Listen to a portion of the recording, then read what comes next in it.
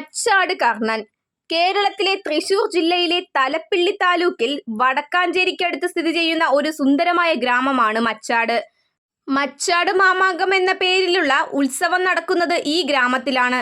മച്ചാട് തിരുവാണിക്കാവ് ഭഗവതി ക്ഷേത്രത്തിലാണ് ഈ ഉത്സവം നടക്കുന്നത്.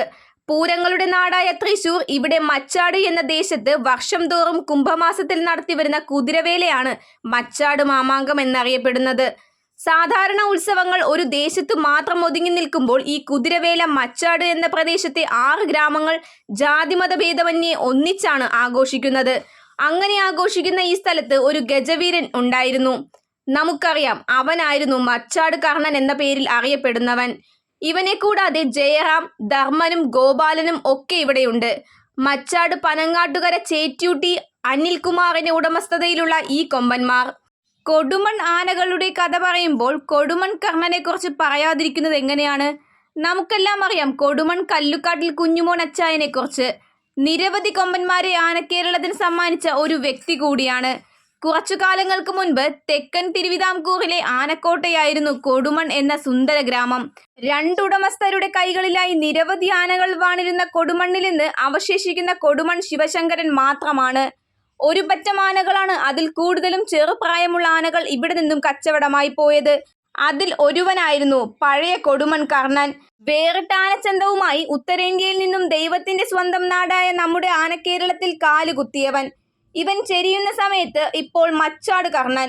കൊടുമൺ കുഞ്ഞുമോൻ അച്ചായൻ ബീഹാർ സോൺപൂർ മേളയിൽ നിന്നും കണ്ടെടുത്ത് ആനക്കേരളത്തിലെത്തിച്ചത്. എന്നാൽ നമ്മുടെ ആനക്കേരളത്തിൽ കൈമാറ്റങ്ങൾ സർവ്വസാധാരണമാണ്. കൊടുമണ്ണിൽ നിന്നും കർണൻ നേരെ പോയത് പുത്തൻകുളം ആനത്തറവാട്ടിലേക്കാണ്. അങ്ങനെ ഇവൻ പുതിയ പേരിൽ അറിയപ്പെട്ടു, പുത്തൻകുളം പരശുറാം. എന്നാൽ വീണ്ടും തലവര മാറ്റി വന്നു. കുറച്ചു നാളുകൾക്ക് ശേഷം വീണ്ടും ഒരു ട്രാൻസ്ഫർ.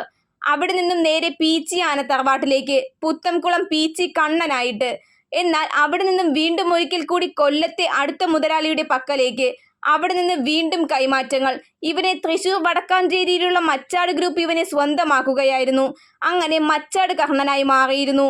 കേരളമൊട്ടാകെ അവന്റെ പേരും ഉത്സവപ്പറമ്പുകളിൽ തൻ്റെതായ സ്ഥാനം നേടിയെടുത്തു കഴിഞ്ഞിരുന്നു ഈ കരിവീരൻ. തൃശൂർ വന്നതിന് ശേഷം അവന്റെ ഭംഗി അല്പം കൂടി എന്ന് തന്നെ പറയണം. മുന്നഴകിൽ പുതുപ്പള്ളി കേശവനുമായി കുറേയേറെ സാമ്യമുള്ള ഒരു വേറിട്ട ആനച്ചന്തത്തിനുടമയായിരുന്നു കർണൻ.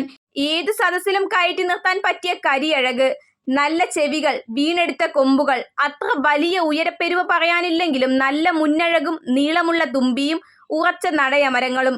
പ്രായം ഏകദേശം 40-നും 45-നും ഇടയിൽ കാണുമായിരുന്നു. അങ്ങനെ നീണ്ടുപോകുന്നു ഇവന്റെ പ്രത്യേകതകൾ. തൃശൂർ പൂരം, ആറാട്ടുപുഴ പൂരം, ഉത്രാളിക്കാവ് പൂരത്തിലെ നിറസാന്നിധ്യമായിരുന്ന ഈ കൊമ്പൻ ഉത്രാളിക്കാവ് പൂരത്തിൽ വടക്കാഞ്ചേരി ദേശത്തിനു വേണ്ടിയും തൃശൂർ പൂരത്തിൽ പാറമേക്കാവ് ദേശത്തിനു വേണ്ടിയും ആറാട്ടുപുഴ പൂരത്തിലും പങ്കെടുത്തിട്ടുണ്ട്. ചെരിയുന്നതിനു മുൻപ് മദപ്പാടിലായിരുന്ന കർണൻ വരവൂരിലെ എസ്റ്റേറ്റിൽ ചികിത്സയിലായിരുന്നു. ഒരാഴ്ചയായി ഭക്ഷണം കഴിക്കുന്നതിൽ ബുദ്ധിമുട്ടും നേരിട്ടിരുന്നു. പൊതുവെ ശാന്തനായിരുന്നു ഇവൻ. ആരോടും കൂട്ടുചേരുന്ന പ്രകൃതമായതിനാൽ പൂരപ്രേമികളുടെ കണ്ണിലുണ്ണിയായി മാറിയിരുന്നു. അവസാനമായി തിരുവില്ലുവമല പറക്കോട്ടുകാവ് താലപ്പൊലി എഴുന്നള്ളിപ്പിന് എത്തിയിരുന്നു. മദപ്പാടിലായതിനാൽ തൃശൂർ പൂരത്തിൽ എത്തിയിരുന്നില്ല. കണ്ടാൽ ആരും കൊതിച്ചു പോകുന്ന ഒരു കരിയഴകായിരുന്നു കർണൻ. തൃത്താല സ്വദേശി രാമചന്ദ്രൻ നായർ, തിരുവേഗപ്പുറം മുത്തു, സുനി, സുര, വൈശാഖ് തുടങ്ങി നിരവധി ചട്ടക്കാർ ഇവനെ കൊണ്ടു നടന്നിട്ടുണ്ട്. എന്നാൽ അവസാന സമയത്ത് ഇവന്റെ ചട്ടം നന്ദിലത്ത് അർജുൻ ആനയിലുണ്ടായിരുന്ന തൂതരാജൻ നായരായിരുന്നു. ഉത്സവപ്പറമ്പുകളിൽ തൻ്റെതായ സ്ഥാനം നേടിയെടുത്തുകൊണ്ട് മുന്നേറിക്കൊണ്ടിരുന്നു ഈ ഗജവീരൻ. എന്നാൽ 2022 ജൂൺ 9-ന് ഈ ഗജവിസ്മയം അസ്തമിച്ചു. ഒരിക്കലും മറക്കാത്ത ഓർമ്മകൾ സമ്മാനിച്ചുകൊണ്ട് അവൻ ഇന്നും ആനപ്രേമികളുടെ ഉള്ളിൽ ജീവിക്കുന്നു.